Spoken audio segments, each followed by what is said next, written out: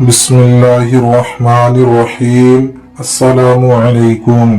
حضور صلی اللہ علیہ وسلم کے بچپن کا واقعہ۔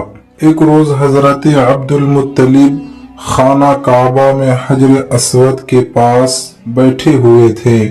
ایسے میں ان کے پاس نجران کے عیسائی آ گئے۔ ان میں ایک پادری بھی تھا۔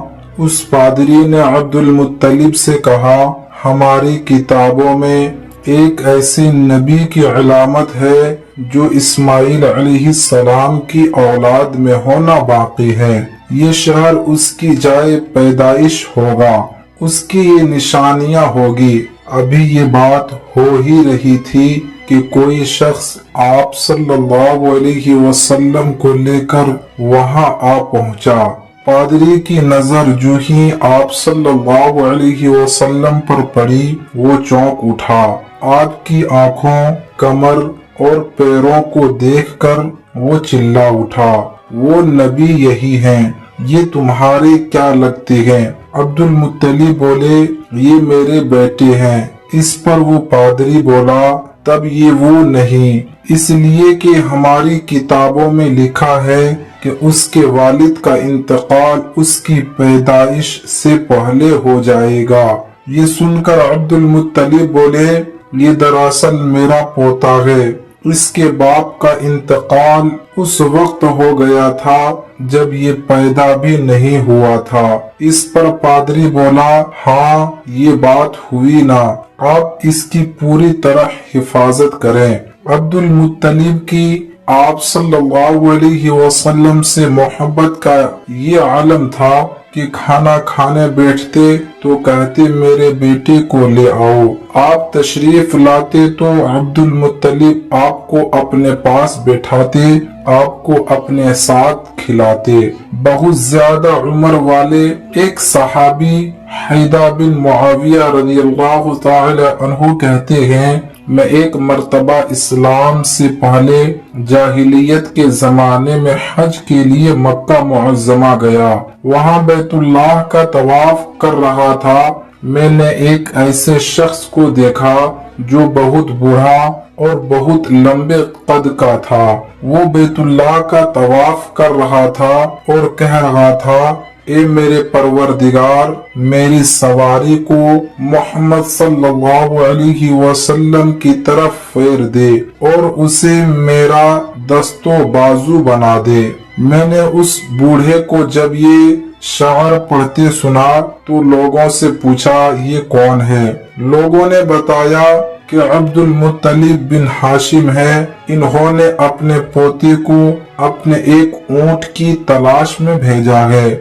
وہ اونٹ گم ہو گیا ہے اور وہ پوتا ایسا ہے، جب بھی کسی گم شدہ چیز کی تلاش میں اسے بھیجا جاتا ہے، وہ چیز لے کر ہی آتا ہے۔ پوتے سے پہلے یہ اپنے بیٹوں کو اس اونٹ کی تلاش میں بھیج چکے ہیں، لیکن وہ ناکام لوٹ آئے ہیں۔ اب چونکہ پوتے کو گئے ہوئے دیر ہو گئی ہے، اس لیے پریشان ہیں اور دعا مانگ رہے ہیں۔ تھوڑی ہی دیر گزری تھی کہ میں نے دیکھا کہ آپ صلی اللہ علیہ وسلم اونٹ کو لیے تشریف لا رہے ہیں۔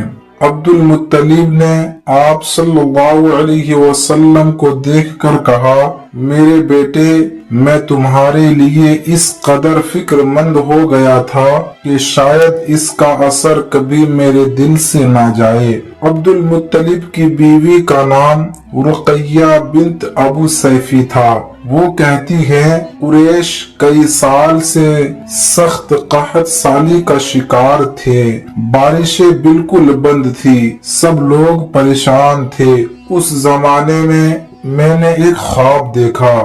کوئی شخص خواب میں کہہ رہا تھا، اے قریش کے لوگوں، تم میں سے ایک نبی ظاہر ہونے والا ہے، اس کے ظہور کا وقت آ گیا ہے، اس کے ذریعے تمہیں زندگی ملے گی، یعنی خوب بارشیں ہوگی، سرسبزی اور شادابی ہوگی۔ تم اپنے لوگوں میں سے ایک ایسا شخص تلاش کرو جو لمبے قد کا ہو، گورے رنگ کا ہو، اس کی پلکیں گھنی ہو، بھنوی اور آبرو ملے ہوئے ہو۔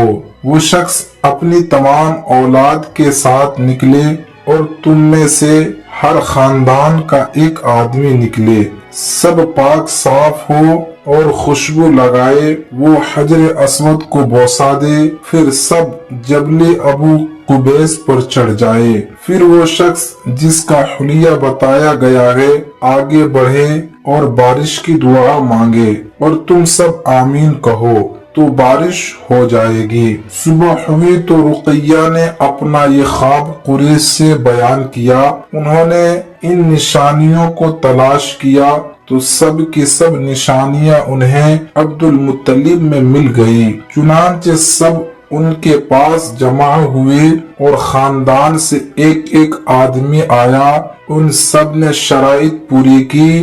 اس کے بعد سب ابو قبیس پہاڑ پر چڑھ گئے، ان میں حضور صلی اللہ علیہ وسلم بھی تھے، آپ اس وقت نوعمر تھے۔ پھر عبد المطلب آگے بڑھے اور انہوں نے یوں دعا کی، اے اللہ یہ سب تیرے غلام ہیں، تیرے غلاموں کی اولاد ہیں، تیری باندیاں ہیں اور تیری باندیوں کی اولاد ہے، ہم پر جو برا وقت آ پڑا ہے تو دیکھ رہا ہے، ہم مسلسل قحط سالی کا شکار ہیں، اب اونٹ گائے گھوڑے خچر اور گدھے سب کچھ ختم ہو چکے ہیں اور جانوں پر بن آئی ہے، اس لیے ہماری یہ خشک سالی ختم فرما دے، ہمیں زندگی اور سرسبزی اور شادابی عطا فرما دے۔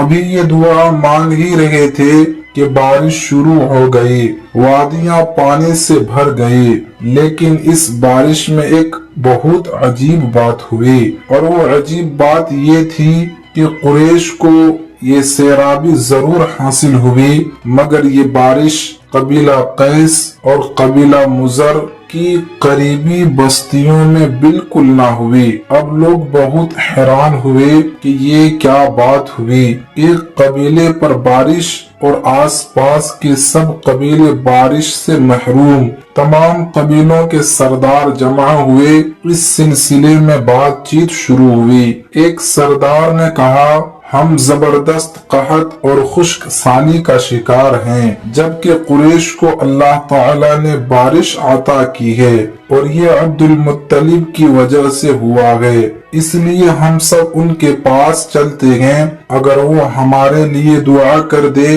تو شاید اللہ ہمیں بھی بارش دے دے۔ یہ مشورہ سب کو پسند آیا، چنانچہ یہ لوگ مکہ معظمہ میں آئے اور عبد المطلب سے ملے، انہیں سلام کیا، پھر ان سے کہا، اے عبد المطلب، ہم کئی سال سے خشک سالی کا شکار ہیں، ہمیں آپ کی برکت کے بارے میں معلوم ہوا ہے، اس لیے مہربانی فرما کر آپ ہمارے لیے بھی دعا کریں، اس لیے کہ اللہ تعالیٰ نے آپ کی دعا سے قریش کو بارش عطا کی ہے۔ ان کی بات سن کر عبد المطلب نے کہا، اچھی بات ہے، میں کل میدان عرفات میں آپ لوگوں کے لیے بھی دعا کروں گا۔ دوسرے دن صبح سویرے عبد المطلب میدان عرفات کی طرف روانہ ہوئے، ان کے ساتھ دوسرے لوگوں کے علاوہ ان کے بیٹے اور اللہ کے رسول صلی اللہ علیہ وسلم بھی تھے۔ عرفات کے میدان میں عبد المطلب کے لیے ایک کرسی بچھائی گئی، وہ اس پر بیٹھ گئے، حضور صلی اللہ علیہ وسلم کو انہوں نے گود میں بیٹھا لیا، پھر انہوں نے ہاتھ اٹھا کر یوں دعا کی، اے اللہ، چمکنے والی بجلی کے پروردگار اور کڑکنے والی گرج کے مالک، اے ہمارے پالنے والے اور مشکلات کو آسان کرنے والے، یہ قبیلہ قیس اور قبیلہ مضر کے لوگ ہیں، یہ بہت پریشان ہیں، ان کی کمریں جھک گئی ہے، یہ تجھ سے اپنی لاچاری اور بے کسی کی فریاد کرتے ہیں اور جان و مال کی بربادی کی شکایت کرتے ہیں، بس اے اللہ ان کے لیے خوب برسنے والے بادل بھیج دے اور آسمان سے ان کے لیے رحمت عطا فرما تاکہ ان کی زمینیں سرسبز و شاداب ہو جائے اور ان کی تکالیف دور ہو جائے۔ عبد المطلب ابھی یہ دعا کر ہی رہے تھے کہ ایک سیاہ بادل اٹھا عبد المطلب کی طرف آیا اور اس کے بعد اس کا رخ قبیلہ قیس اور بنو مضر کے بستیوں کی طرف ہو گیا۔ یہ دیکھ کر عبد المطلب نے کہا، اے گروہ قریش اور مضر، جاؤ، تمہیں سیرابی حاصل ہو گئی۔ چنانچہ یہ لوگ جب اپنی بستیوں میں پہنچے تو وہاں بارش شروع ہو چکی تھے۔ سبحان اللہ۔